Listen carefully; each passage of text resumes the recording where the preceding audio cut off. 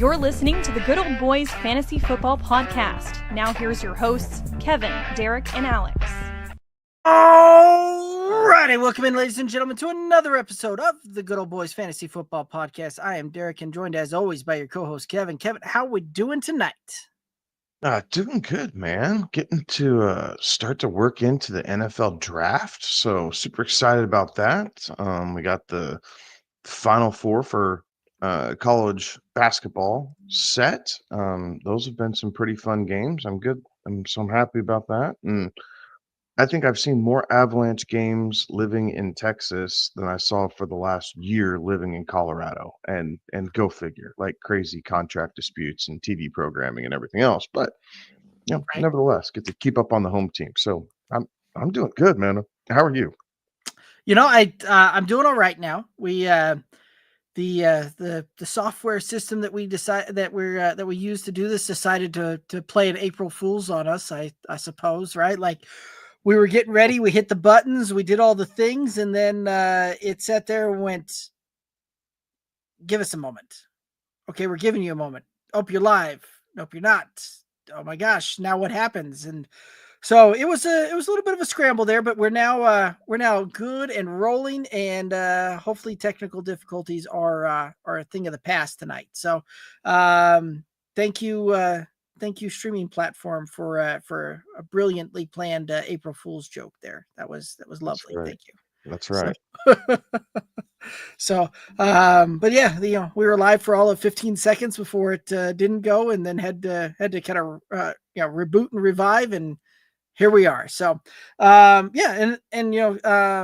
far as kind of the Final Four go, right? Like, only the second time in history we saw all of the, since the tournament expanded, that we saw all the number one seeds reach the Final Four. The only other time happened back in 2008. So, very interesting type of deal there. And if you made your brackets based on the chalk, you were pretty happy with the way that those turned out, because you had Elite Eight, you had all four number one seeds there, three of the top two seeds, and 1 3 seed there. Like, the madness wasn't as maddening this year as it seemed.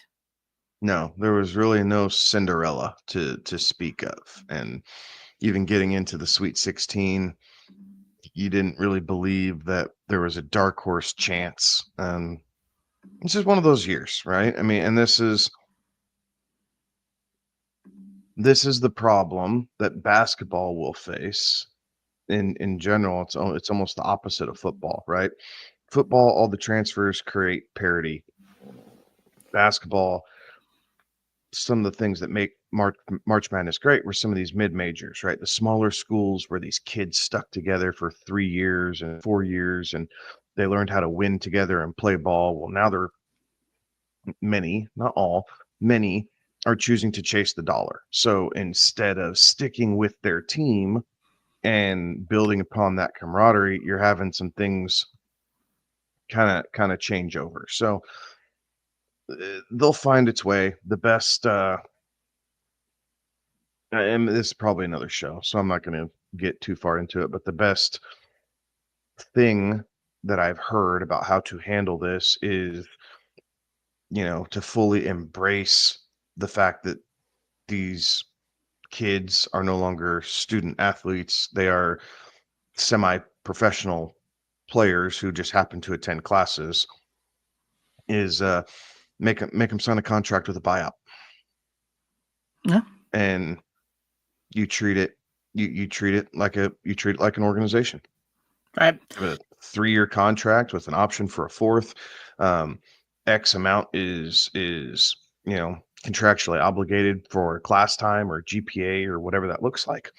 And if you would like to leave, that's fine, but the buyout for you to leave is such. And that will probably help with some of this if it ever got to that point. I don't know that it will, but I think putting buyout dollars on some of these players will make other schools think a little bit harder about picking into the transfer portal instead of just homegrown talent. I mean, maybe The only potential issue I see with that is the fact that it's not going to stymie the top talent from transferring and going back and forth like that, because at that point it'll be very similar to what we see a lot of times with coaches when they pick up and they move on, because there's each one of these college coaches have buyouts in their contracts and all of that, and it doesn't really stop them from moving to another school, and the new school just pays the buyout at that point. So Yeah. At some point, the boosters will cry uncle, though. maybe. They got deep pockets, but when I think once they realize how much money is constantly being needed to do this, that, and the other, I don't know. You figure at some point they might tap out. Going, this is not what we signed up for. I don't know. I feel like these kids don't have any idea of what a commitment is. They're just chasing a dollar or chasing, a different opportunity because they didn't like the one that they initially agreed to. And the old adage of you reap what you sow, I think is no longer applicable in college athletics, and that's unfortunate, because I think we're doing these kids a long-term disservice by allowing them just to jump from team to team to team and not really have to pay any type of penalty or consequence other than packing up their dorm room and taking it somewhere else to unpack it. Yeah, potentially. So it'll be interesting to see, right? And that's one of those that we'll kind of see how this plays out. But it is very much becoming the teams that at least for college football, and I haven't done any research to see kind of what the NIL and the money spent on these rosters look like for the basketball side of things. But certainly with the with football, it became that you can kind of buy your way into the playoff. You can buy your way into a championship type of thing. There, we saw that play out with the teams that had some of the highest NIL money were in the playoffs and be able to make a deep run there. So, it's unfortunate that it's kind of come to that. But the last thing that I want to see that become is, when it comes to the competitive side of things and teams going for a championship, that it's reminiscent of baseball, and the kind of the nonsense that goes on there, because you see that year in, year out, where the top teams that seem to spend the most on their rosters, and they're kind of perpetually in the playoffs and making a deep run in the playoffs there. So that's you want to see some of the parity for sure in that one. So it'll be interesting to see how this plays out and how that kind of looks and works. But hoping that there's some adjustments and some shifts down the road coming. So alrighty, any news, notes, anything like that you want to hit up on the NFL side of things? News or notes? I mean, definitely been in the fantasy leagues. I've been seeing a bit more activity out of across different leagues, whether they're collecting dues or kind of trying to figure out when they're going to do a rookie draft, or people kind of waking back up on the dynasty standpoint, right? And maybe tossing out a trade offer or two as they've been able to kind of take a step back and go from there. But I mean, nothing too crazy that I can think of, right? I know the rule committee got together, right? Did you see any of this? So they paused. They put a pause on the tush push after reports where it was getting traction that they were going to ban it. They ended up kind of pausing on the tush push. They tweaked some overtime and kickoff rules. What else? I think those are kind of the three main ones. What have you seen? Have you seen the first down technology that was it the UFL is toying with this year, about putting the chip in the ball? I've heard a little bit of it, but not enough to be able to speak on it intelligently.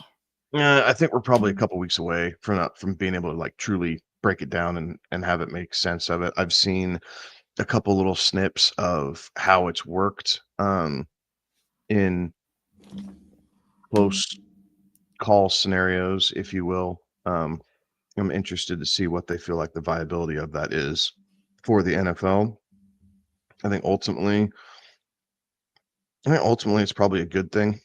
I think there's probably some first downs that shouldn't be given as first downs throughout the year for sure. And then definitely some first downs where they were probably down and they got a favorable spot. And where you see that the most is especially where teams kind of let it happen is where they don't feel like the game's on the line. Like the first quarter, the third quarter, probably the first 6 minutes of the second quarter, and maybe the first, 5 minutes of the fourth quarter, right? You look at them and teams just give it up. Like they don't bother fighting for it. But you look at where the player goes down, and then by the time the referee catches up to the play and where they toss the ball up and they reset it, like teams gain um teams gain inches, if not feet, during certain plays. Um, right, wrong, or different.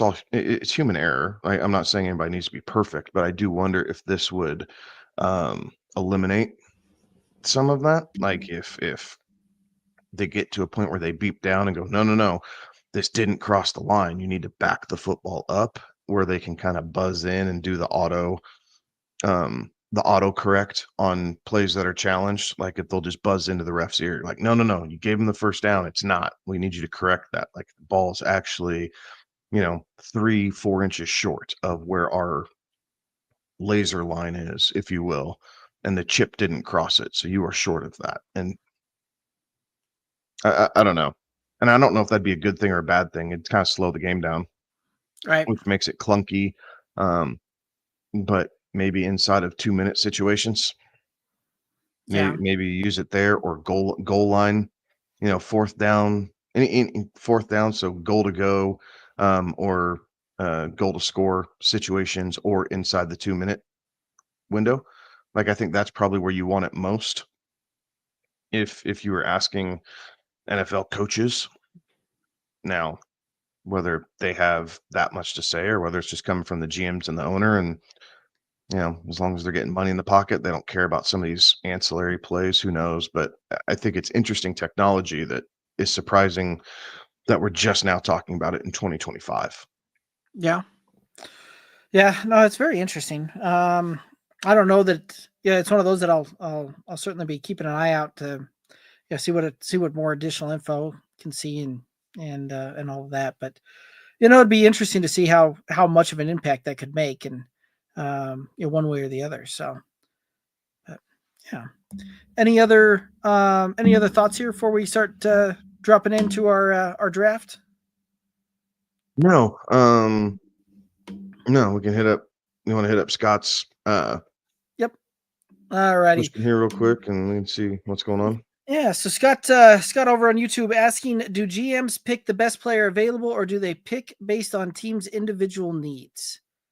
I think that depends on the GM, right, and the organization, right? There's some teams that will go out there and pick on the best player available. Some teams will pick on the team's needs, and some GMs are just doing their own thing.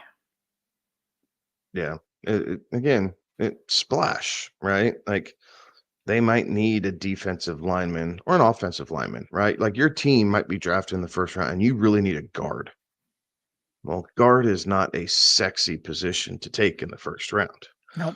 Guards don't sell tickets, but skill position players do, right? Pass rushers, pass catchers, ball carriers, even corners at times. But so I think at times they forego some of that logic and they realize that they need to put butts in seats.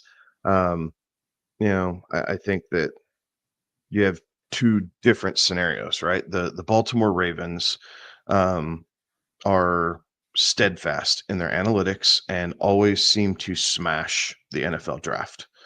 and they typically draft for, you know, positional need and the best player available for that positional need that fits their scheme, that fits their personality, that they feel like can come in and help make a difference for them as soon as possible. And then you get into other situations where teams don't have as much success in the draft. The the Raiders, the Cowboys are typically that team. Really, for a long time, it felt like the Broncos were kind of that team. Right. The Um, Panthers seem to be kind of in that realm now. right. So I think you just kind of have I mean, even the Patriots, right? The Patriots made hay because they drafted so well in the 3rd through 7th round. The Patriots in their dynasty run really did a trashy job of taking 1st and 2nd round picks, specifically on the offensive side of the ball. Like, it's not that they didn't try and help out Tom Brady. It's that everybody that they brought in was garbage and didn't pan out, whether it was because of the Patriot way, whether it was because they couldn't get on the same page with Tom, whether it was because their developmental path had kind of peaked and they weren't able to take the next step, and their scouting guys maybe, missed something in the report. I mean, there's all sorts of reasons for being able to miss your pick, Right. essentially. But each GM definitely subscribes to their own train of thought. They absolutely have meetings with their scouting department. They have meetings with the coaches. They have meetings with the ownership group just to make sure that they're aligned and they're not going to get put in the hot seat for drafting a player that, they didn't need. Sans maybe what the Falcons did and take Right. Michael Penix right after they Well, signed Kirk Cousins. But that that seemed pick to pan is out. They played yeah, him, right? I mean, he did play at the end of the year, and now he's their starter. So we all laughed and mocked that pick. Um, but but what yeah, it did is it gave them flexibility to try the new kid out at the end of the year when they didn't feel like Kirk Cousins was getting the job done. And now they presumably have their starter of the now. We'll see if he continues to grow and he's going to be their starter of the future, but he's their starter of the now. Um, so they can at least counter the argument with, look, we didn't start him right away in year one, but he played the last 4 or 5 games of the season, and now he is the named starter going into the 2025 football season. So I mean, even the Falcons can say, look, we did this and it worked according to the plan that we had, right, even though y'all didn't see it. right. So Well, I mean, it's hit or miss.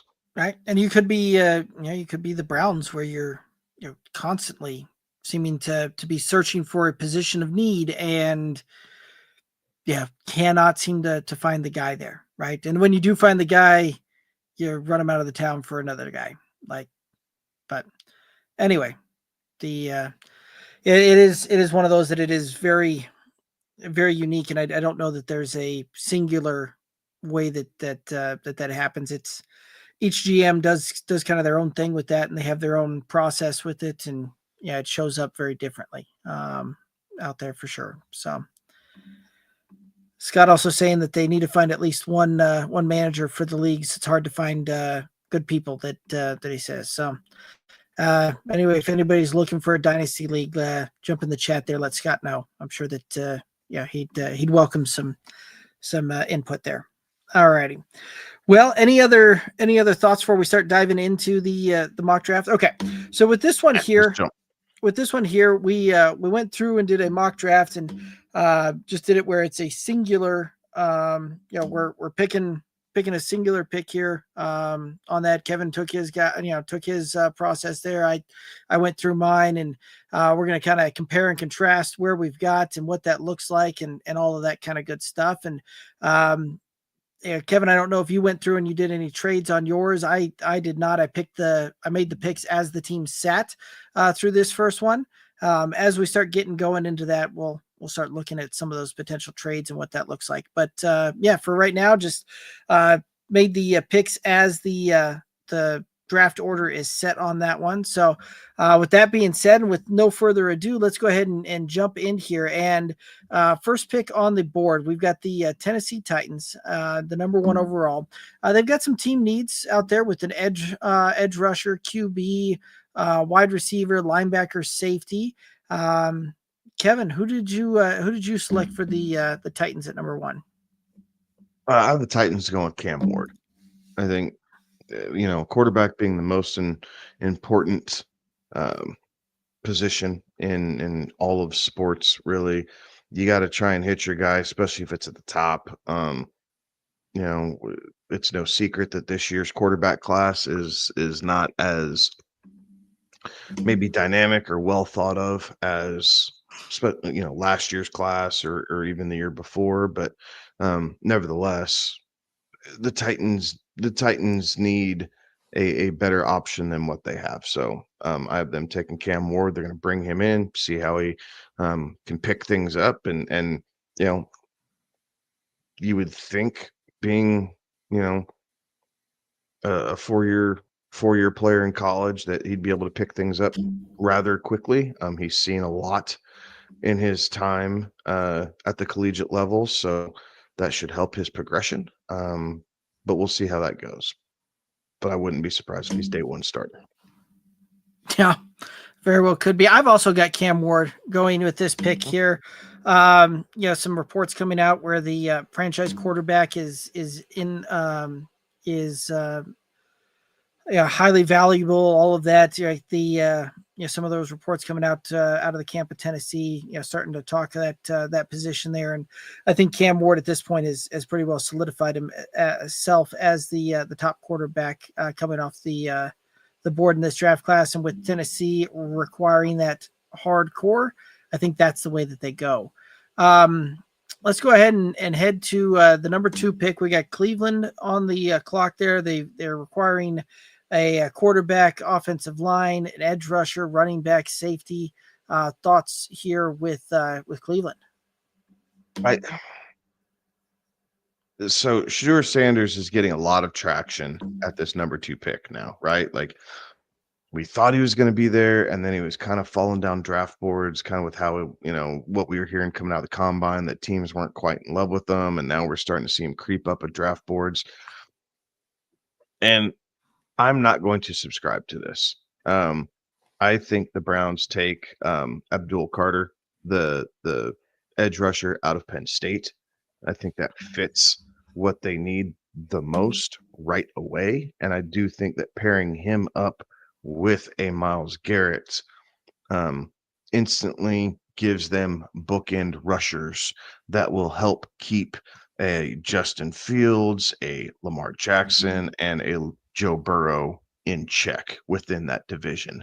And we've seen that's where the Browns are at their strongest. When their defense is top 3, top 5 in these pass rushing categories, maybe they're not a Super Bowl contender, but they are a massive pain in the backside for teams who are trying to, create some offensive chemistry and get in sync when they keep the pressure right on them. And their corners, their cornerback room is still one of the best in football. So I think those pass rushers only make those corners stronger because the ball's going to come out quicker. Right. And I agree with you that Shedeur has certainly been gaining a lot of traction over the last little bit here, and certainly does appear to be kind of a higher end pick in this draft class. Cleveland still very much saddled with Watson's contract. There's a whole lot of just kind of stuff going on in that quarterback room there. But I've got to agree with you. I also picked Abdul Carter to go here with that number 2 pick. I think that does, some very interesting things there from them, where you can write the back end of that defense very strong. And now you put 2 edge rushers that can take over and dominate a game there. Right. We've seen Myles Garrett be able to do that. Abdul Carter, it probably elevates him even more so early on in his career while he's still learning and developing to that next level, when he's going to be able to take the kind of the weaker side of the line there to, and without teams necessarily being able to double up on him or really put the focus on that one, because the focus will be on the other side there with Myles Garrett. So that's where I'm going as well. I've got Abdul Carter here at number 2. All righty. That takes us to number 3 here, and that's the New York Giants. They're requiring quarterback, offensive line, linebacker, cornerback, and defensive line. Thoughts here? I think this is where the Giants start getting too cute, and I think this is where Shedeur Sanders goes. I don't love the pick, but I think that their thought process is Shedeur Sanders was a high completion percentage guy at college. He, would read the ball down the field, at times held on to it too long. Oh, wait, we're going to insert Russell Wilson, who does a lot of those same things at the professional level. And we're going to give Sanders, a year or two to develop. So I don't expect him to be a day one starter with Russ being in there, but I think that Russ is now kind of that bridge quarterback guy, right? Like, he's no longer elite. The options for pass catchers outside of Malik Neighbors is kind of meh there in New York. But I think that this is where Sanders ends up, and we're going to see if this will stave off the hot seat for Daboll and company. Yeah, this is where we differ on that one. So it took 3 picks for us to get onto a different page here. But I've got the Giants going with a different Colorado Buffalo, and I've got them going with Travis Hunter here in the with the 3rd overall pick. It does allow them some other options at the wide receiver position other than Malik Neighbors, which I think that benefits Travis Hunter not having to come in and be the team's number 1 target guy on that one, but also allows, right, if they're really going to try and play him 2-way, or he's really set on trying to do that, Giants need help at corner as well. And so this is one of those that you could draft him, and it kind of fills almost 2 positions of need for this roster right off the get-go. And while you may not necessarily see him out there playing every down like we saw him play in college, it could be one of those that we see them, get a little bit of a spell type of thing there, and we see him play a little bit of 2-way here. I don't know that we'll see full 2-way, but a little bit more than some other teams that might take him there. Any other thoughts here on this pick with the Giants? All righty, let's go ahead and actually, real quick, we'll go ahead and hit this one here. Scott saying, wondering if Hunter will be able to play both sides of the ball in fantasy DIP leagues. I think it's going to be up to each site with how they labeled him, and they're probably going to wait to make a firmer decision, obviously, until after the draft.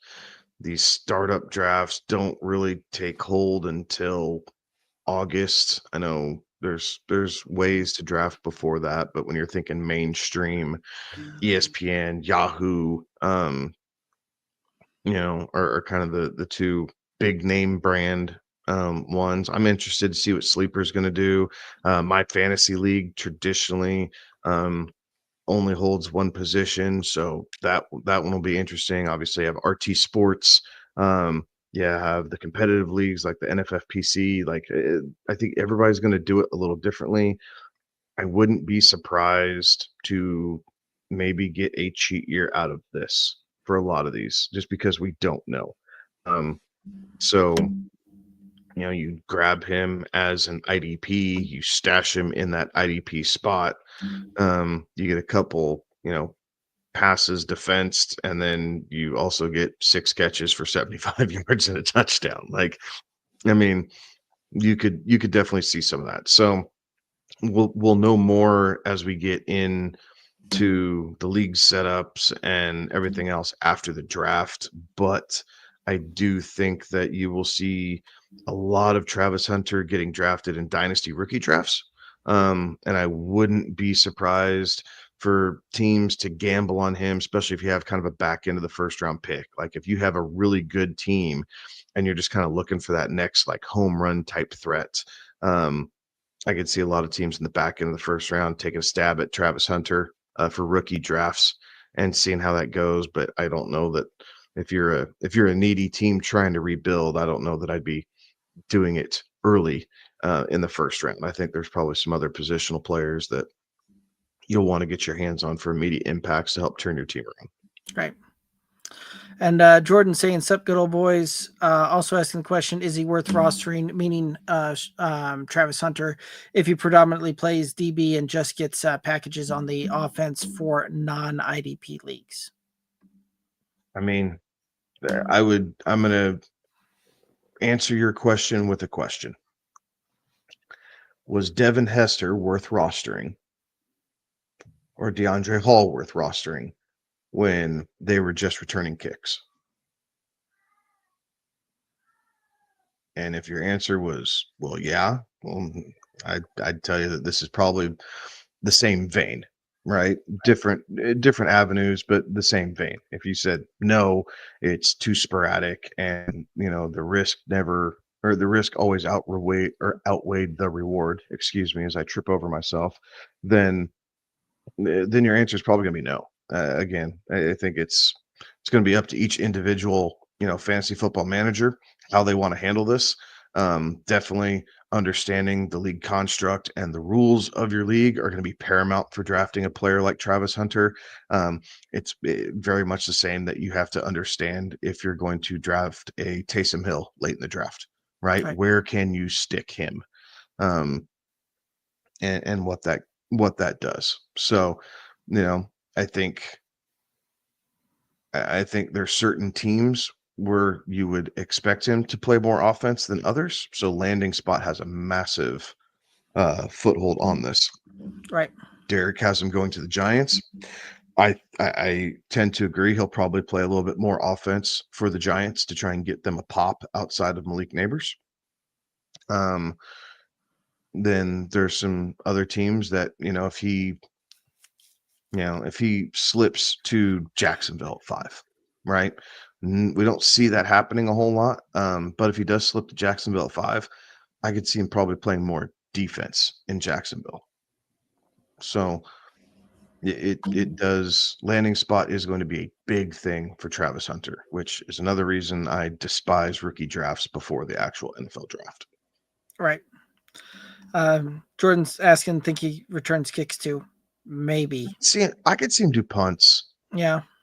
I could see it potentially, and that's not necessarily a solidified thing, but I could see him returning punts specifically if he's playing more defense. Maybe not so much if they're having him line up at wide receiver, but specifically if he's playing corner or if he's playing some nickel corner, along with some offensive packages, I could see him return kicks. Like the kid is lightning in a bottle. And no one's here to dispute that.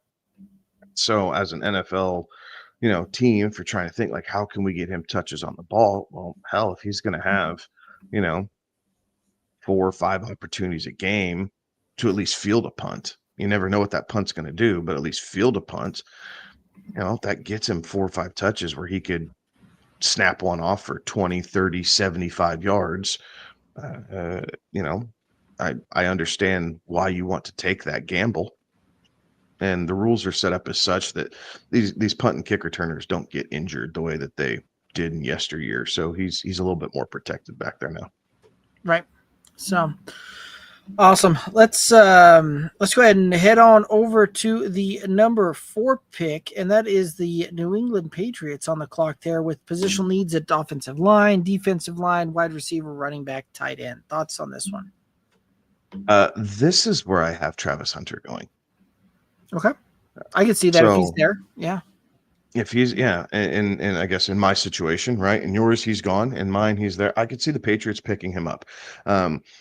getting another receiver to kind of pair up with Stephon Diggs. I do think with the Patriots, he'd predominantly play a little bit more offense.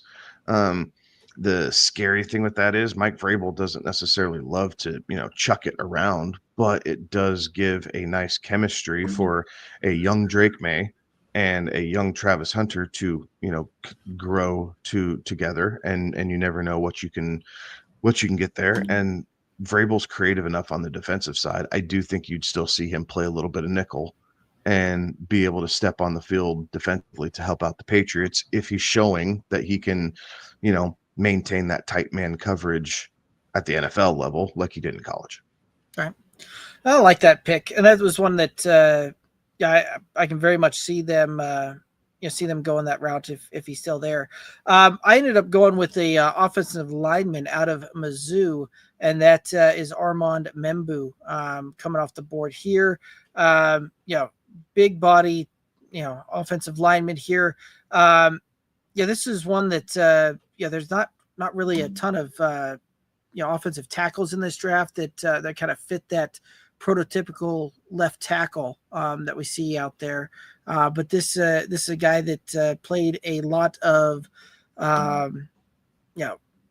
and certainly was able to play against some good competition here. And I think this kind of fits that scheme on what Vrabel would like to do and kind of build in the trenches and move out there. So I think that we see Armand Membu come off the board, number 4 here. Any other thoughts on this pick? No, I like that pick as well. All righty, let's go ahead and head on over to number 5, Jacksonville Jaguars, with the defensive line, cornerback, safety, offensive line, and wide receiver at positional needs here. I have Jacksonville going with Mason Graham out of Michigan here. Like you said, they need help on the defensive line. I am struggling with words tonight, guys. I apologize.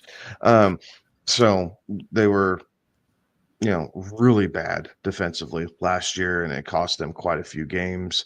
Not all Trevor Lawrence's fault, shocker. So I think they're going to try and right that ship, and what better way than grabbing Mason Graham, who was a national champion at Michigan 2 years ago, before finishing up his junior year this past season and declaring early. But I think he fits that kind of hard-nosed, gritty, get after it mentality that Jacksonville's trying to reinvent their defensive line with. Right. And that's actually who I had here as well, was Mason Graham.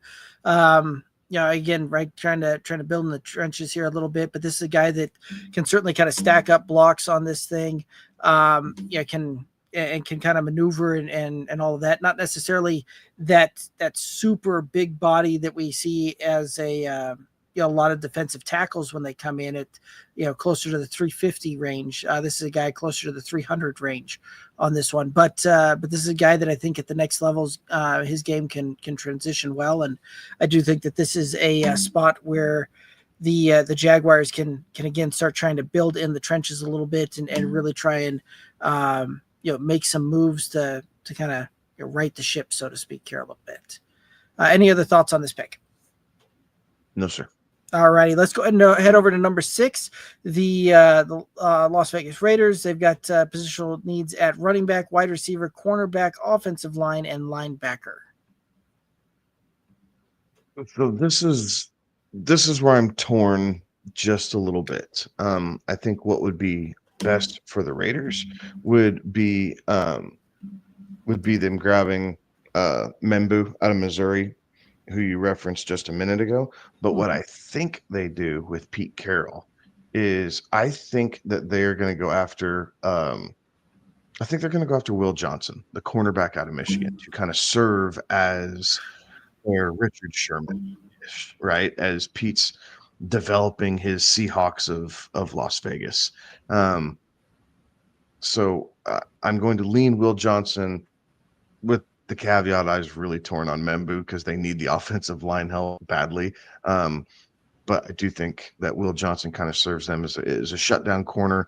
He's good in man, solid zone coverage as well. Again, national champion with the Michigan Wolverines 2 years ago. And coming from that Harbaugh tree, there are many similar thought processes from Harbaugh to Pete Carroll that we will undoubtedly see, especially with them being in the same division in the AFC West. So we will see some interesting football twice a year out of those two teams between the Chargers and Raiders. But nevertheless, Raiders go corner, try and lock down a third of the field. Right. Yeah, it's interesting because you and I didn't know, who the other one took here going into this thing. And I also had Will Johnson here at number 6 to Las Vegas. And a lot of the same thoughts there, right? Like, Pete Carroll's a guy that really does like kind of building around the defensive side of things, really kind of controlling the ball and managing the clock in the game there and really trying to bring that thing home.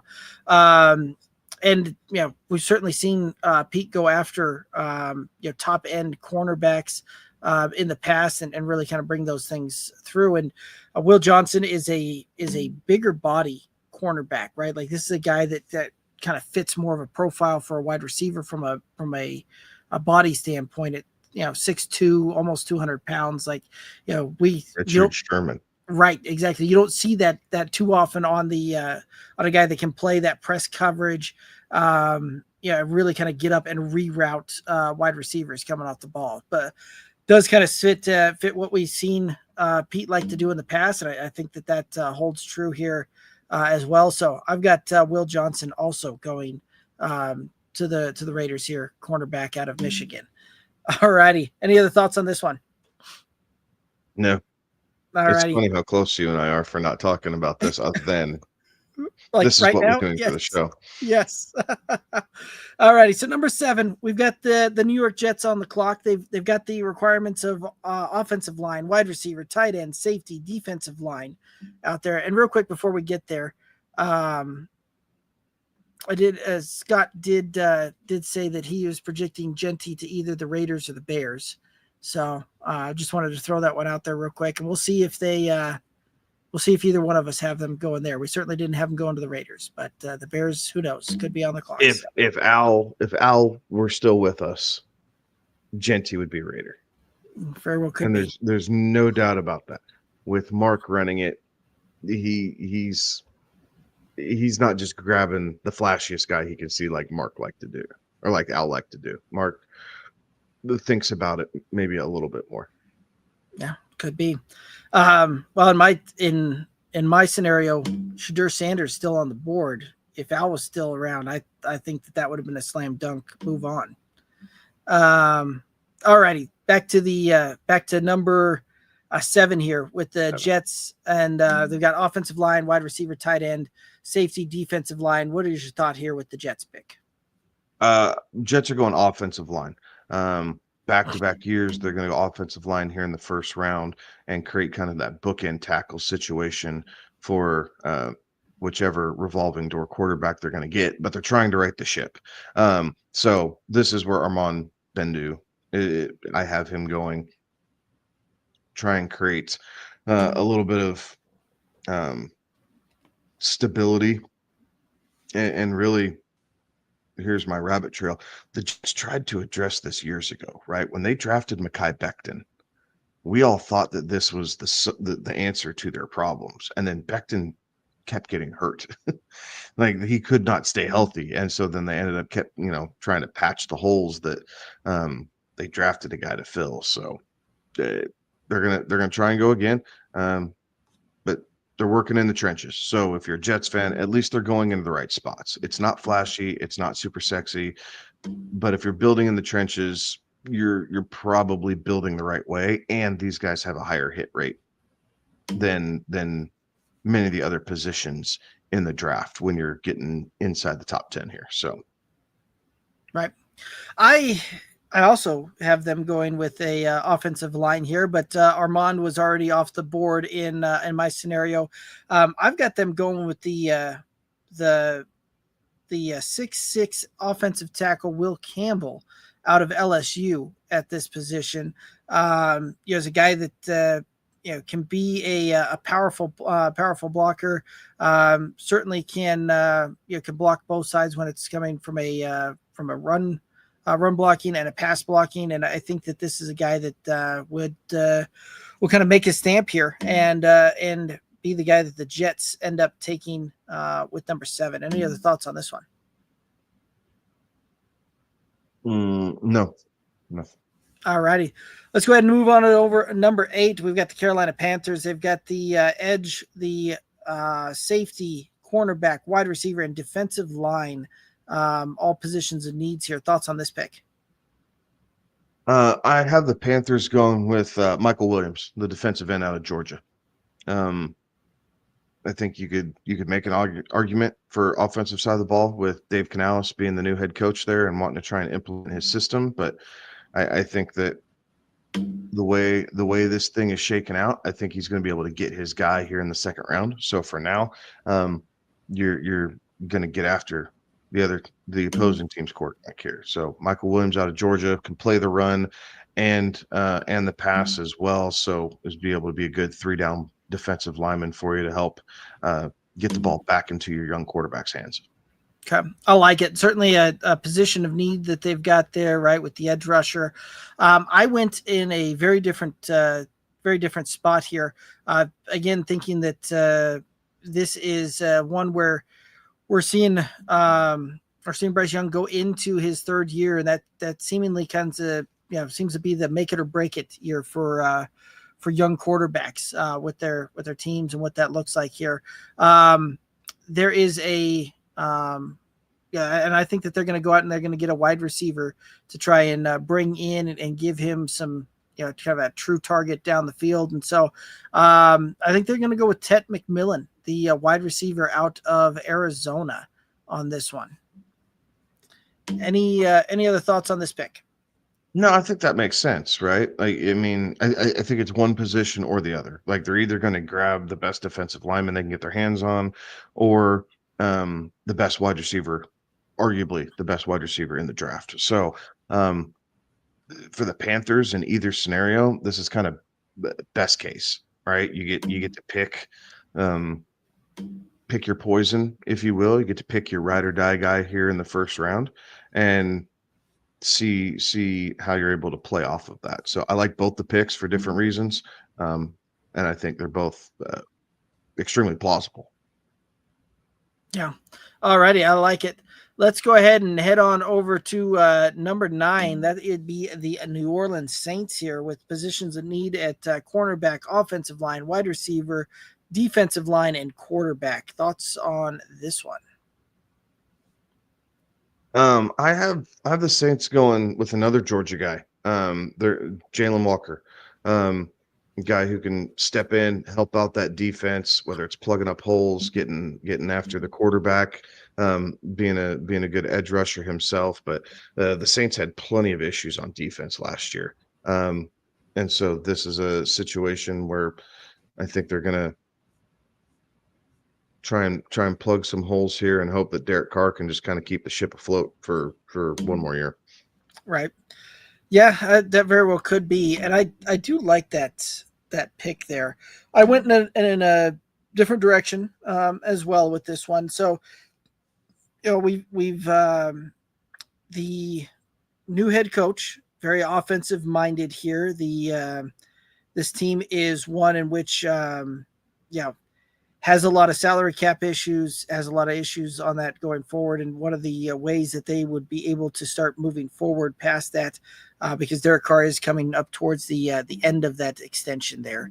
But I've got Shedeur Sanders going here, right? This is one of those that a lot of times when you see that offensive minded head coach come in and you see them pair up with a rookie quarterback, and I think that this is the move that Saints make to look ahead here. Any other thoughts on this one? No, sir. All righty. Let's go ahead and head on over to the Bears. Bears looking at needing an offensive line, edge, running back, safety, and tight end. Thoughts on this one?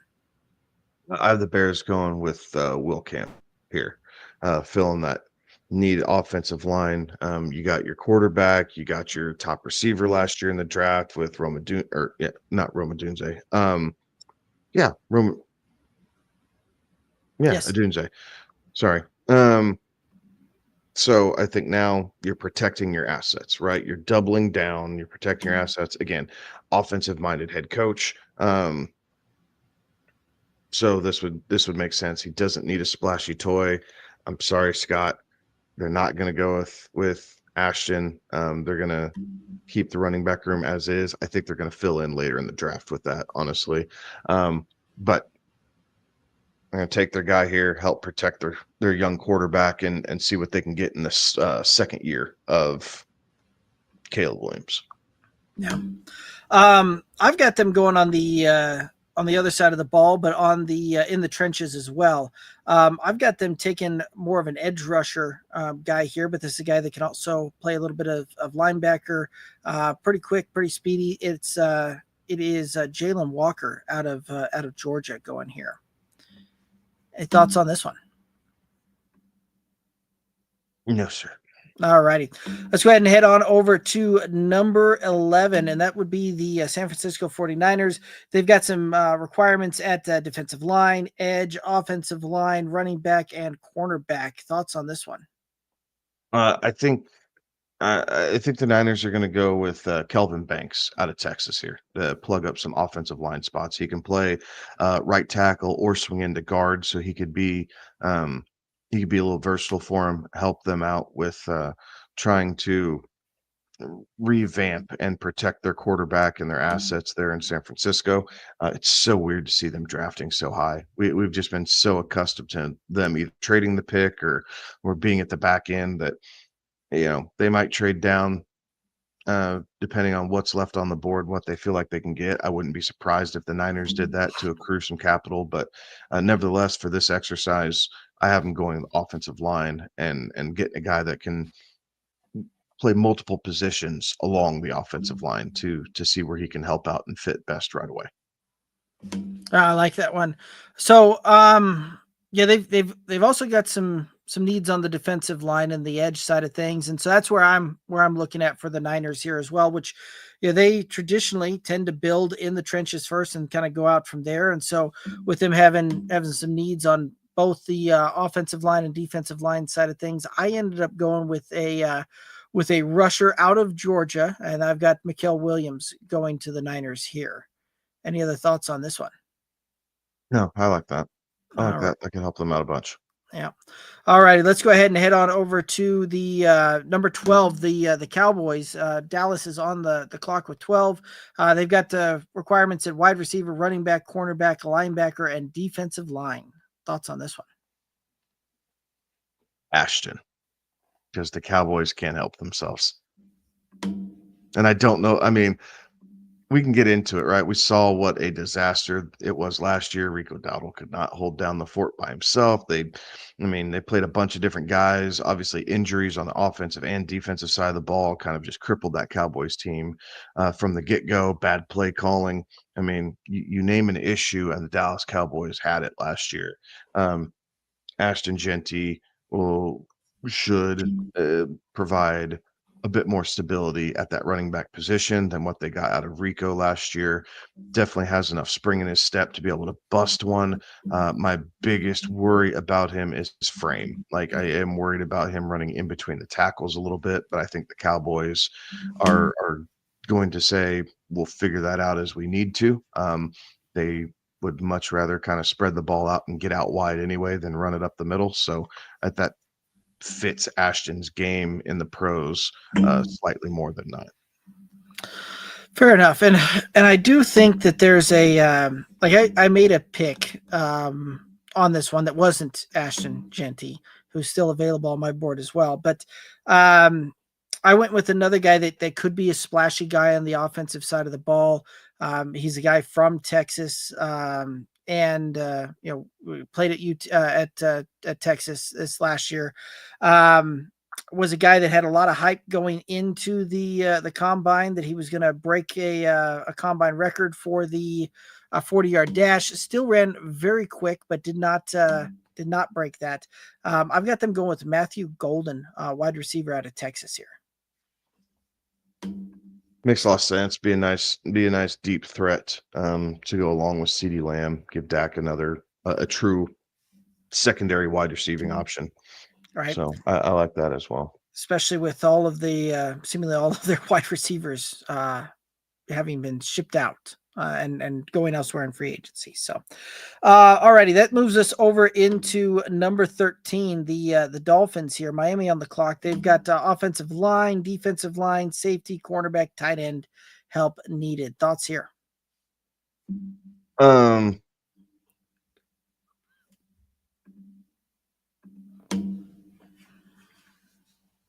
I think I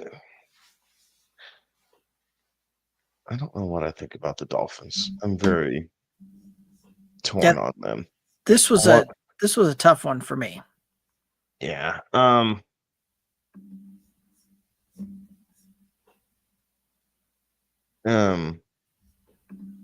think I have them going safety.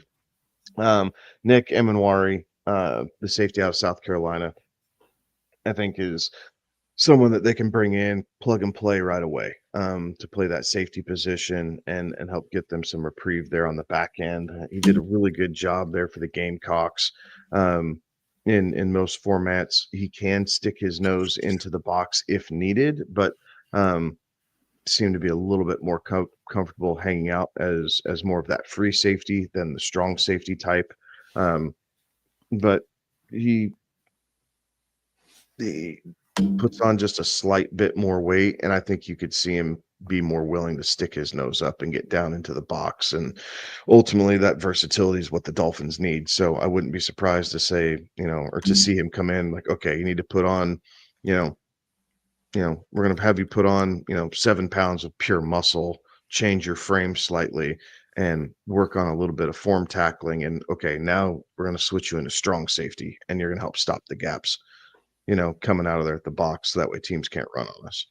Yeah, I could see that. I've got them going with an offensive lineman on this one, and right, like this is got to try and protect the protect your quarterback there, and so I think that they're going to spend that first pick on the offensive line. I'm going with Kelvin Banks, offensive lineman out of Texas, to be that guy to help protect Tua. Any other thoughts on this pick?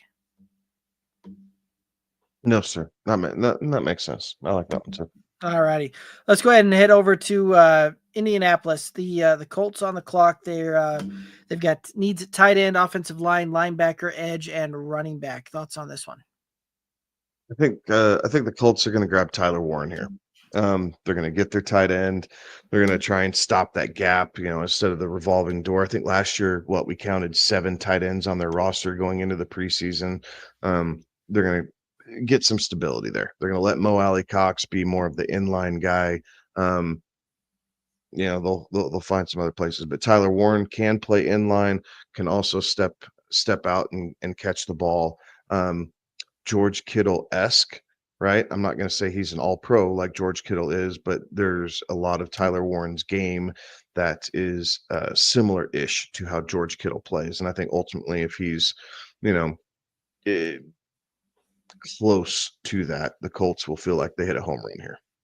Yeah, very well could be. And I like that pick so much. That was the same pick that I made for them here with Tyler Warren. Coming off the board here to the Colts. Again, right position of need, and I think that this guy could be certainly be a bit of a game changer for them, and be another target, another safety blanket for for whoever the quarterback is that lines up under center week 1 for them. So, any other thoughts on the Colts here? No, sir. All right, let's go ahead and move on over to number 15, the Falcons. Draft they've got a needed edge, defensive line, cornerback, offensive line, and safety. Thoughts with this pick? I think they're going to go with Shamir Stewart out of Texas A&M. Play that defensive end spot for them.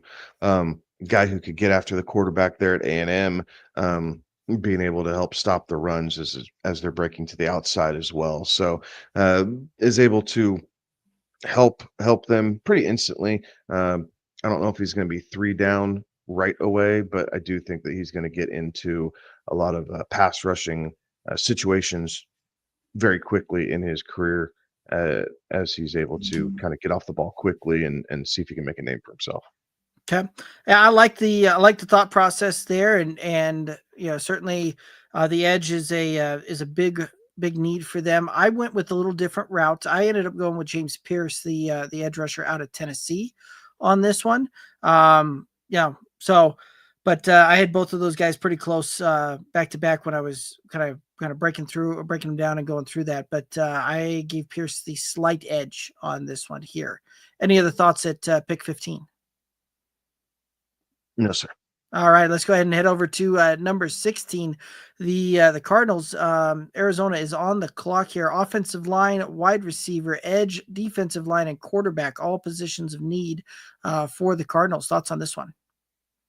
I think the Cardinals have a gift falling into their lap here, and this is where they're going to grab Tet McMillan to be able to pair that up with Kyler, kind of give him the next young running mate coming out of there. So McMillan does not have to leave his collegiate state. He's just going down the road. So get some fanfare, something that most of those fans are probably very well associated with what McMillan did at Arizona. And now they're able to welcome him into the Cardinals organization and give Kyler a new weapon. Yeah, that would be kind of a crazy set there where you've got Marvin Harrison Jr., Tet McMillan, and Trey McBride all as weapons for Kyler. Like that'd be a pretty good setup there. Yeah, so a little off the rails, right? But I just you got to find something, and they got to be able to put up points to win games. And if Tet was still on my board here, I would have had him selected here as well. I did look kind of heavily here at wide receiver and what was still available, but decided to go a little different route for the Cardinals here. And they do need some help on the defensive side of the ball, especially along that line and the edge and the rushing. And I went with Shamar Stewart here, the edge rusher out of Texas A&M. So he happened to fall, and the Cardinals decided he was done going down the board. Any other thoughts with this one? No, sir. All righty, let's go ahead and head over to the number 17 pick. That is the Bengals of Cincinnati are on the clock here, and they've got a needed edge, safety, linebacker, offensive line, and cornerback. Thoughts with this pick? I have the Bengals going with Mike Green, the collegiate sack leader for 2024 here. Guy that can put pressure off the edge and help solidify that defense. So should be able to. They spent all the free agent money, right, for the most part, on the offensive side of the ball. So they're going to draft on the defensive side of the ball here to help get them going. Yep, I like that pick so much. I also had Mike Green going to Cincinnati here at number 17 for much of the same reasons, right? Like this is a guy that can get off the ball, get after the quarterback there, and especially playing in that AFC North side of things there. That edge rusher can make a world of difference. So I've also got Mike Green going here. Any other thoughts on this pick? No, sir. All righty. Let's go ahead and head over to pick 18. That is the Seattle and the Seahawks on the clock here. Offensive line, wide receiver, cornerback, safety, defensive line, all positions of need. Thoughts with this pick?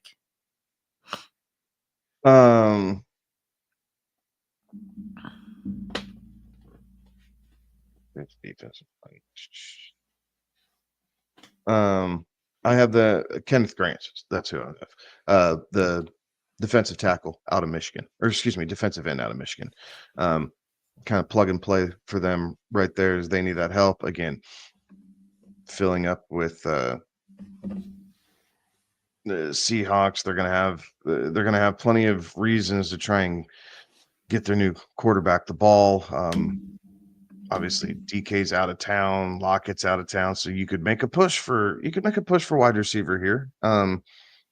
And I wouldn't be overly surprised if they went with Golden. They're out of Texas, but I think for this exercise, we're going defensive. We're going defensively here. So Kenneth Grant is going to be their new first round starter. Okay. Yeah, I like that one. And that was one that I looked at quite a bit there. Also looked along the offensive line, and it seems like every time that I try and paint Seattle into a kind of a box and all of that, they do something different. And so I decided to also do something very different here as well. And so this is one that kind of looking through that, and I found it very interesting that they signed Sam Darnold to this very healthy contract and all of that, but the way the contract was written, the way that it was done, basically gives Seattle it's a one year deal in essence there that they can easily opt out and move on after year one.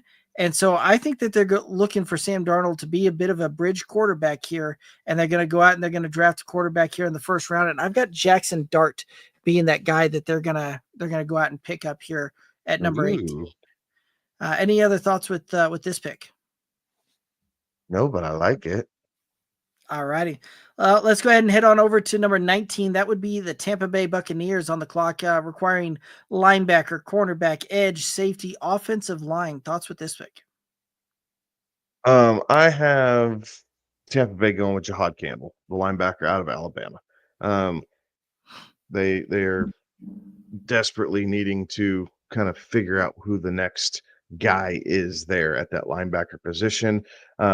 And you're getting the best guy off the board here at 17. Had a hell of a career at Alabama, 117 tackles last year. So he has a nose for the football. I think he can fit right in with that defensive scheme very easily. And, arguably, at least on the first two downs, we'll see how he does in pass pro at the NFL level, but can definitely get in there on first and second down and cause some havoc. Yep, I like that one so much. I also went with Jahad Campbell here as well to Tampa Bay, right? Like, fills the position of need. Definitely a guy that is one of the best players available at this point. And so I think that this is a hit draft and move on type of thing. And that's kind of where I went as well. Any other thoughts here with Tampa Bay? Negative. All righty. Let's go ahead and head on over to number 20. The Broncos out of Denver. They are on the clock with positional needs at running back, wide receiver, cornerback, tight end, defensive line. Thoughts on this one?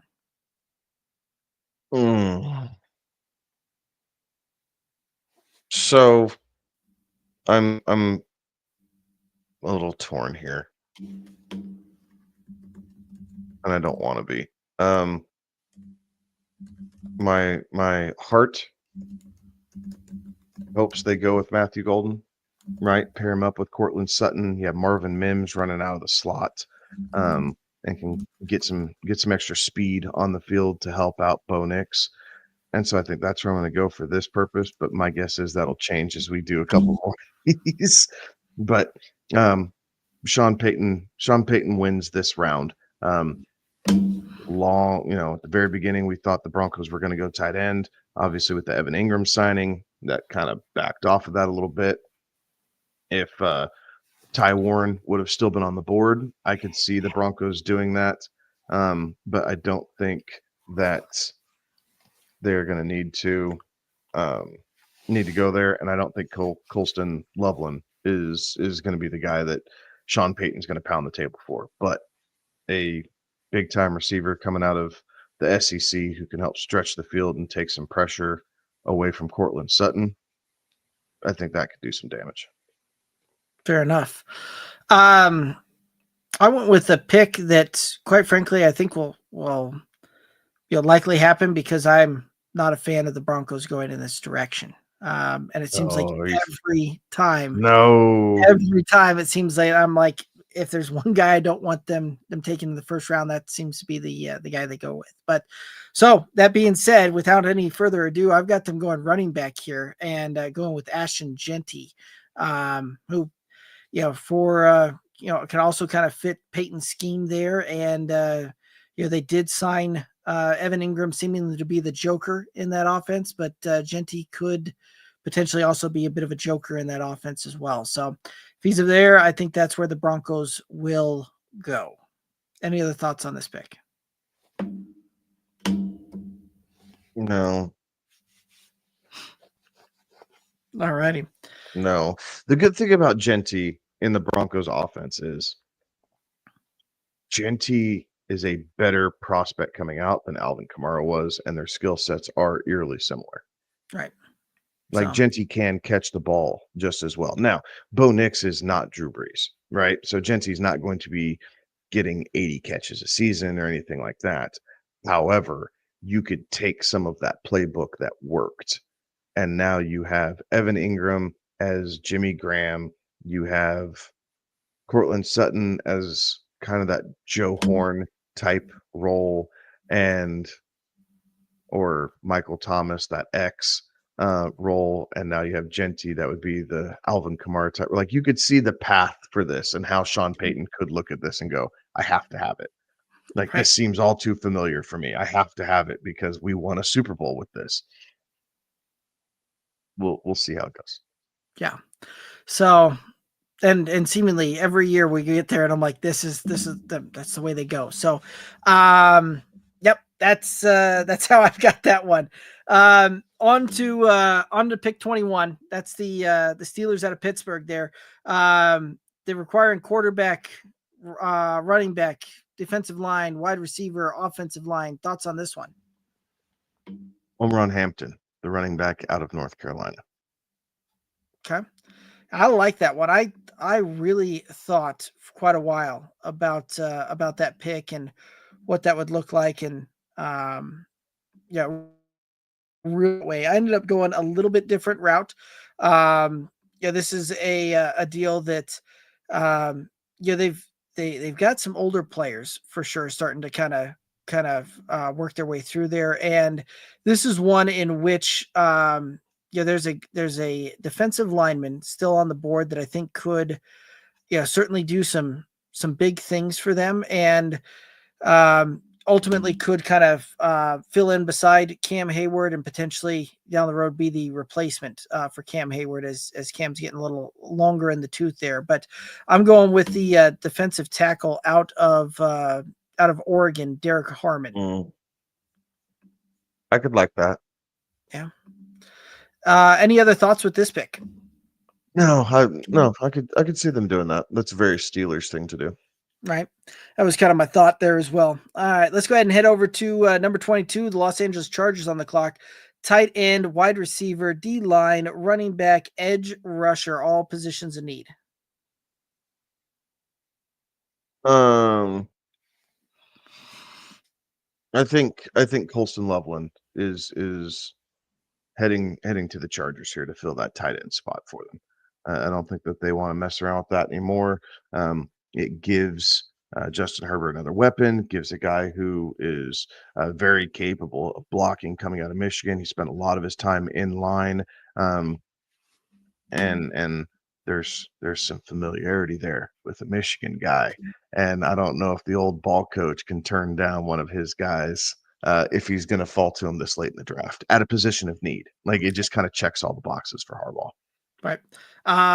I've got the samesies on that one for a lot of the same reasons, right? Like, this is Colston Loveland pairing back up with his college coach, and you're kind of rocking and rolling there. And so yeah, this is certainly becoming a deal where you kind of watch out for the tight ends out of the AFC West. Like, that kind of a positional grouping when you look across that is an interesting one there. So, any other thoughts here with the Chargers here?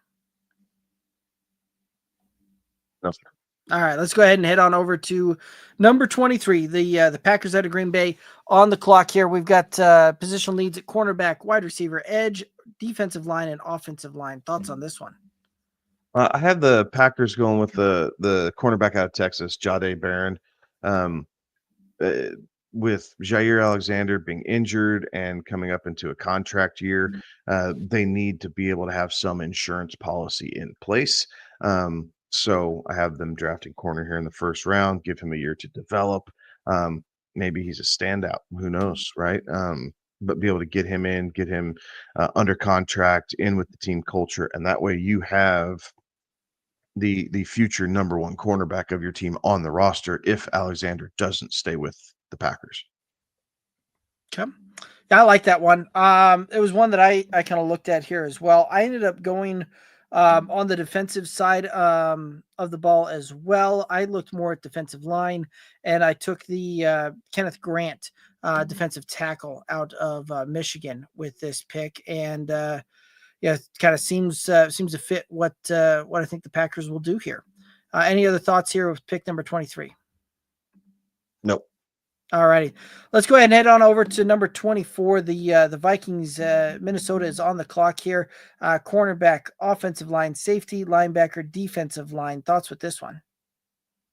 Safety, Malachi Starks out of Georgia. This one kind of bit them because they were in a very similar situation a few years ago. Took Lewis Seen at the very end of the first round, then he was injured and didn't quite pan out. Starks is a much more polished player coming out of Georgia than what Lewis Seen was after the first national championship from the Bulldogs. And he is going to be able to step in right away. Bit of a ball hawk, understands the game well, played that star position for Georgia so he could see the whole field. So I think the Vikings are going to be extremely happy to have a well-versed veteran type rookie on that team because he did so much for the Bulldogs. I've also got Malachi Starks going here as well, right? This is one that definitely fills a position of need for them, and for much of the same reasons you just listed there. Any other thoughts with this pick? No, sir. All righty, let's go ahead and head on over to number 25. And actually, before we get there, Scott was asking, who do we have the Dolphins taking at 13? For me, I had them taking Kelvin Banks, the offensive lineman there. Who did you have them taking at 13? I had them taking, I don't remember. I didn't hold on.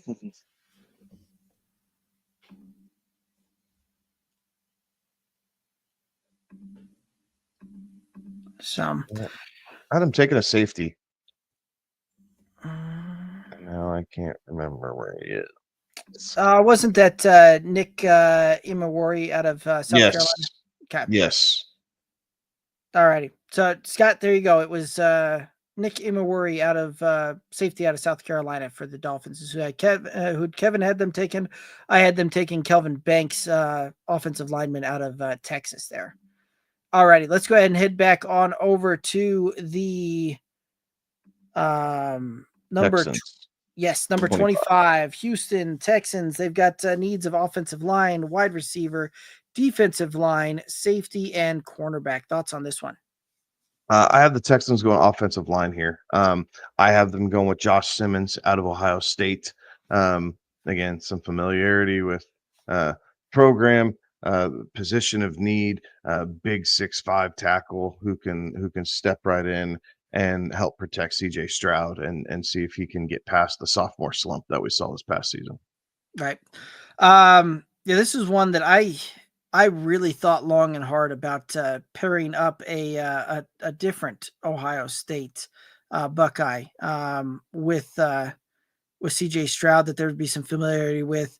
Emeka Mbuka is on the board still and really leaned that way for a long time, but I also settled into the Josh Simmons route here. I do think that this is something that the Texans are going to ultimately address the bigger positional need here, and still some familiarity, still a former teammate there, but I do think that is the way that they go to help protect their young quarterback here.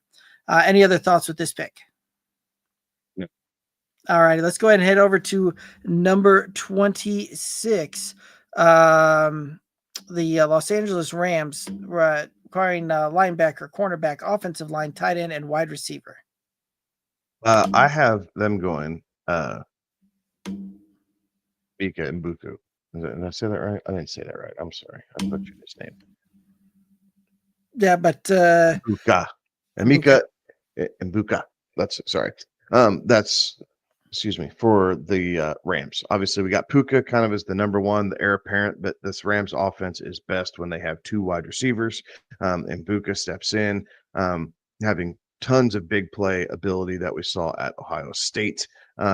and being able to kind of play that off receiver as Puka will dominate the X for the Rams. Yeah. I really thought about going kind of wide receiver here as well, but with them, with the Rams needing some help kind of all over the place seemingly on this one, I ended up looking at the cornerback position for them, and ended up going with Zaire Thomas, the cornerback out of Florida State on this one. I do think that he'll have some good ability here to kind of step in and get that going. Again, a taller press type of cornerback that can that has certainly kind of come on strong here.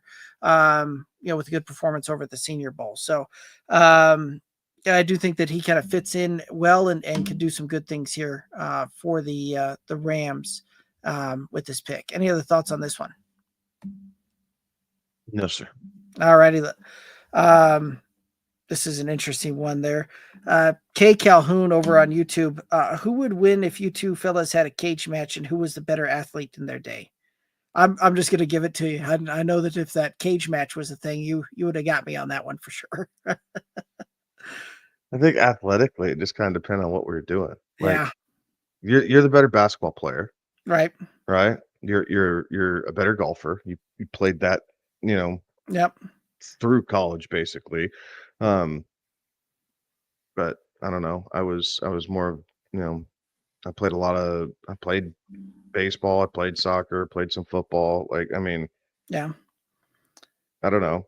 Well-rounded. It Right. just kind of depends on what it was. In a cage match, yeah, because you couldn't just run away from me. Right. Like, like that. There you go. Like, I don't know, but I mean, hell, it's probably a lot closer than either one of us would think, right? I mean, Right. we're about the same height. What are you, 6'1"? Yeah, just about. Yeah, I'm right at 6 foot. So I mean, I think definitely in college I had some pounds on you. I still have some pounds on you here. So I mean, Right. if I can strike quick and not get into deep waters, but if Derek gets me into deep waters, who knows? I probably gas out. Like, it depends on how it goes. Right. So yeah, and I do like who was the better athlete in the day. Like, we did pretty well for ourselves. It really just depended on which sport it was, right? Like, yeah, there's it. And even if we were playing football, we definitely played different positions at that one. So yeah, it was. It's an We interesting had a good question old though. time making plays together in our fraternity intramurals leagues, right? I Oh mean, yes, we played ball together in just about anything we could. absolutely. So, alrighty. Steve, been a long time, Steve. Saying, hey, good old boys, what's up? It's Steve reporting from the Grind Never Stops podcast. How's it going? It's going good. Thanks for stopping in, Steve. Jordan also saying love for the Colts to get Warren, but I doubt he'll be there at 14. I mean, Maybe it just tight end's a goofy position. It's kind of Right. like running back. Like every once in a while you see this flash in the pan and these guys go. I mean, neither one of these guys are Brock Bowers. Right. And Brock Bowers was there at 12. Yeah. 13. So now the quarterback class isn't as deep. You could argue that the offensive line class isn't as plentiful at the top end. So there's a little bit more variety at the top end in this draft than what we've seen in some years past. But I think it's well within the possibilities that Warren ends up getting to the Colts. Yeah. I mean, that was because, again, right. Brock Bowers was a much better prospect last year coming out than Warren is this year. And I'd argue that, it's not really comparable for me at that point. Warren got a lot of love in the playoffs. Yes, he did.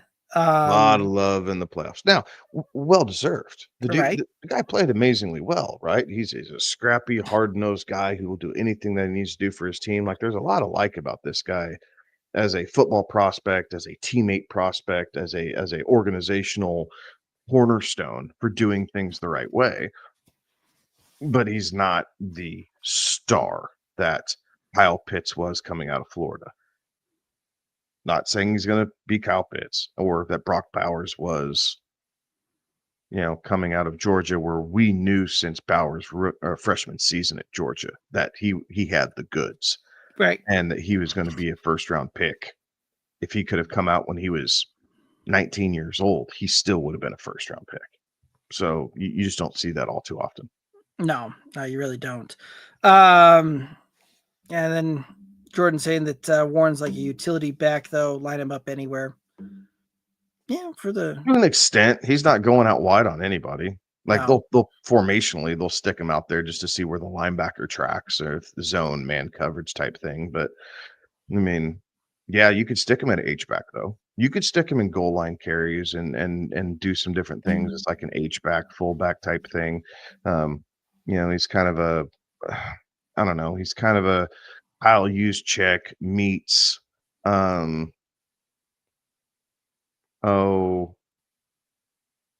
he's not as big as Vernon Davis, and Davis was faster, so that's a bad comp. He's kind of like a Kyle Juszczyk meets Dallas Clark, honestly. Like sure-handed, gritty, will do what you need to do, but he ain't running past anybody in the NFL. Like he's not George Kittle's speed, right? He's not Brock Bowers' route running ability. He's not Travis Kelce, prime Travis Kelce, not what we've seen the last 2 years, but prime Travis Kelce, even blocking, right? Because don't forget, Kelce can block. Like right. We've forgotten that with all the receiving statistics, but the dude's not afraid to stick it in there and give it to somebody. So I don't know. He's good at a lot of things. I don't think he's great at any one thing though. Yeah. Alrighty. And then Jordan saying that's exactly why the Colts need him. So yeah, the revolving door of 18 tight ends. Like, right. Yeah, it'd be nice to have one guy fill up all those needs. I completely agree with you. Absolutely. Scott saying think that Evan Ingram was a really good signing by the Broncos. Plugs a hole. Absolutely. Mm-hmm. I thought the Broncos had a quiet but very productive free agent period. Right. They need these players to stay healthy, right? You need Ingram to stay healthy. You need the guys that they picked up from the Niners to stay healthy, Greenlaw and the safety, I can't remember the name. Yes. But yes. Anyway, you need them to stay healthy for them to come to fruition. But I mean, Ingram was clutch. Like filled a need. Here we go. You still have guys on the roster who can help block, but again, he's able to play that joker role, can line up in the slot, can line up in line, can occasionally go out wide because he's sure-handed enough. But again, he's not blowing past anybody. He just finds ways to get open. Sometimes for a young quarterback, that's all you need. Right, exactly. And Steve saying that the Raiders need a tailback for 3rd and 1. So yep, could be. Well, which is, I think they find that in the 2nd round. Yeah, or even the 3rd round. This is a really good draft class for running backs. Yeah, 2nd, 3rd round. I could agree with either one of those, but that's part of the reason I didn't have him going Genty in the 1st. Running backs deep enough that as good as Genty was in college, I don't think that he was 6th overall good. Yeah, this one cracked me up. Tonic wanting to know our thoughts on Hugh from BYU.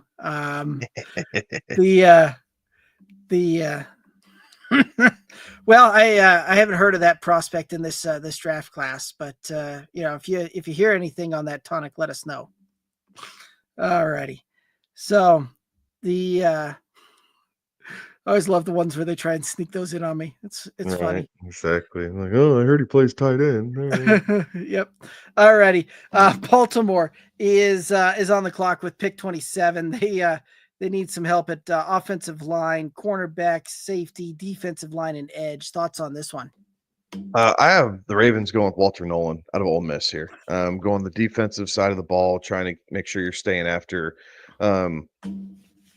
Josh Allen, Patrick Mahomes, Joe Burrow. Like offensively, we've seen this transformation of the Ravens, and we are no longer worried about their ability to put up points, right? It's just getting the right stop at the right time against the premier competition, so that way you can make your appearance in the Super Bowl. And to get that, you got to get after the quarterback. And what better way to speed them up is you take a 6'4", 95-pound defensive lineman who can get after the quarterback and say, all right, here you go, make us a play.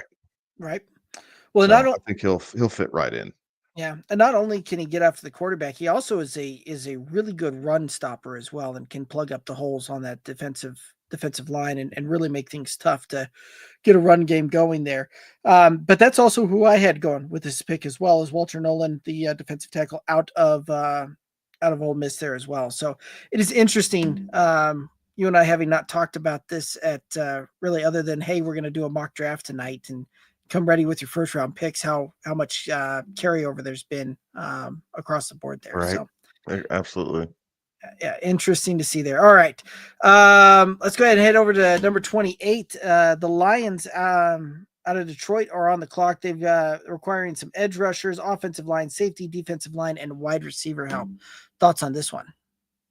I have the Lions going with James Pierce, the defensive end, outside linebacking, pass rush specialist out of Tennessee.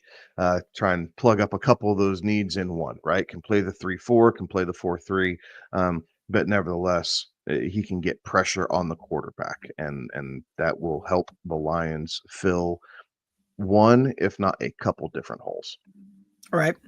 And I also was looking very heavily at the edge rushing position here for them.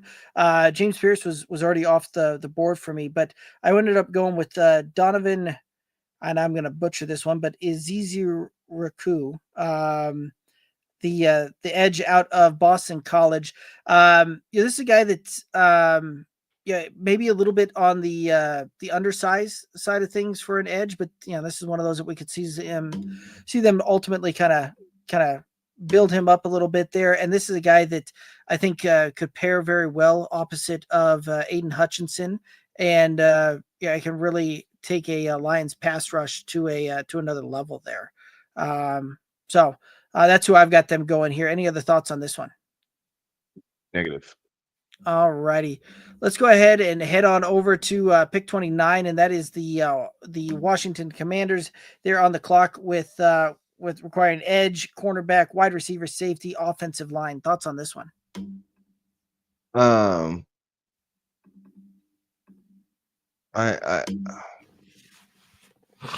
Nick Scranton. Yeah, out of Texas A&M. Sorry, edge rusher out of Texas A&M. Again, plugging that void. You got to get after the quarterback. Washington definitely overachieved last year, so they're not going to be able to sneak up on anybody here in the 2025 season. So they got to find a way to generate a pass rush and keep after the quarterback, so that way Jaden Daniels can have the ball in his hands as much as possible. Okay. Yeah, I like that one. I like that pick a lot. I went with defense here, but not on the defensive line side of things. Went more with Dan Quinn trying to build on some of his past defenses and really taking care of the back end on that side of things. And I've got them taking Nick Imawari out of the safety out of South Carolina with this one. I do think that he certainly fits in to that scheme and could certainly be a guy that could ultimately play that Cam Chancellor type of role into those Dan Quinn defenses of old. All right. Any other thoughts around this one? Negative, Ghost Rider. All righty. Let's go ahead and head over to number 30, the Buffalo Bills on the clock here, and they are needing a little bit of help at cornerback, defensive line, wide receiver, edge, and safety. Thoughts on this one? I have the Buffalo Bills going with Maxwell Hairston out of Kentucky, the cornerback. So being able to plug that need there on the outside, and give them a little bit more stability. Again, they got to stop the pass, right? When you're going up against Patrick Mahomes, Joe Burrow, even Lamar Jackson to an extent, you have to have guys who can lock up in coverage, so that way you can have time to get after those quarterbacks. So Harrison should be able to provide some of that. I think he's going to struggle a little bit, being a little too handsy at the NFL level, but he's got really good size. So once he gets used to playing that NFL game, I do think his size will be a benefit and make it a little bit more difficult for some of these bigger receivers to kind of push him around. Okay.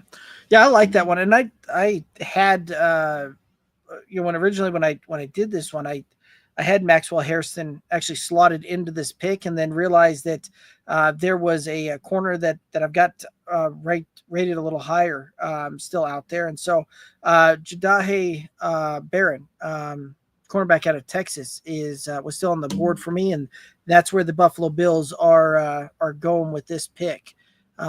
Any other thoughts on that one? No, sir. All righty. Let's go ahead and head over to number 31, the Kansas City Chiefs on the clock, requiring some defensive line, some offensive line, some edge, some safety, and a wide receiver. Thoughts on this one? I have the Chiefs going with Josh Connerly out of Oregon. He had fallen down my board here, and I think the Chiefs pick him right up. A guy that can play the run as well as the pass and fill a gap right away for the Kansas City Chiefs. Okay.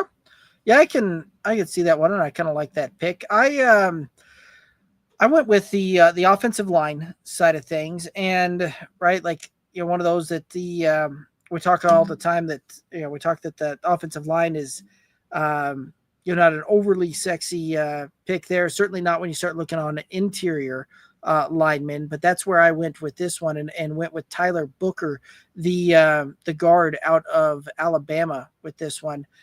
Do think that this is one that they could plug and play it, and allows for some additional versatility along that line, and a pick that seems kind of fitting of the Chiefs here.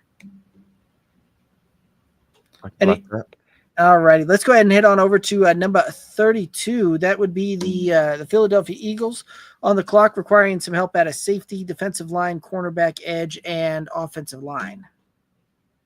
I have the Eagles going offensive line here, right? Going into the trenches, stick with what you're good at. And I'm going with Emory Jones, the tackle out of LSU. Again, being able to build some depth there, the ability to probably be a swing tackle here this first year, and go in and kind of be the guy who spells Lane Johnson and their right tackle's name. It doesn't matter. Being able to spell in for the left and right tackle as he's getting those early reps, and then kind of be able to step in that full-time starter next season. But nevertheless, he'll be well within the fold here, his rookie campaign. Okay. Yeah, I could certainly see them doing that, right? Like, that certainly does seem like something that they would really look at and potentially pull the trigger on that one. I'm going to go a little bit different route though with this one. This is a team that really kind of has some luxury at what they want to do with this pick, and this is a move that I could see them going with with something that provides, again, some additional weapons on the offensive side of the ball. And with Emeka Mbuka still available, that's where I've got them going, the wide receiver out of Ohio State. One of those that he can fit in and right. We've seen him be incredibly productive out of the slot and that Z type of role there. And that's one of those that, right, you've got AJ Brown that you can have fill into the X, and now you've got Mbuka able to fill in that wide receiver 2, wide receiver 3 type of role in that, and you're now able to kind of mix and match there and play both Devonta Smith and him off of each other, and really kind of open up the offensive playbook even more so there. So that's where I've got them going here. That's good. All righty. Any other thoughts on any of the picks so far? Anything that kind of surprised you, that head scratcher, anything like that? I don't know about a head scratcher. I think here, for it being the first one, everything's very complimentary to what the team needs are. We will know more as we get a little bit closer here. We are 3.5 weeks away. So more and more information will continue to become available for us. And as it does, I'm sure we'll alter this and do another stab at it here over the next couple weeks, just to see kind of how things are shaking up, basis the information that we're getting. Right. Yeah, the thing that really kind of surprised me, right, and we mentioned it more than once when we were going through that, was how much of those that, right, you and I didn't talk about, other than we're going to do a first round mock draft tonight, and how much of those picks kind of lined up there. I was a little surprised there, just from the kind of the sheer number of who lined up and how it went through that one. So that was kind of an interesting thing to see there. But we'll get into some more of these and have some more fun where we're all the boys are collaborating on one and potentially even getting some crazy trade type of things thrown in there. And so I do think that'll be a lot of fun to see how that kind of rock and rolls through there. But any final thoughts out there for the viewers and listeners? No, thanks for tuning in. Thanks for the participation. Thank you for giving up your Tuesday evening here and hanging out with us. So if you have any questions or comments, feel free to hit us up at the socials. They are at Good Old Boys FF, wherever you guys consume your social media content. But again, thank you all much, and we appreciate it. PSA.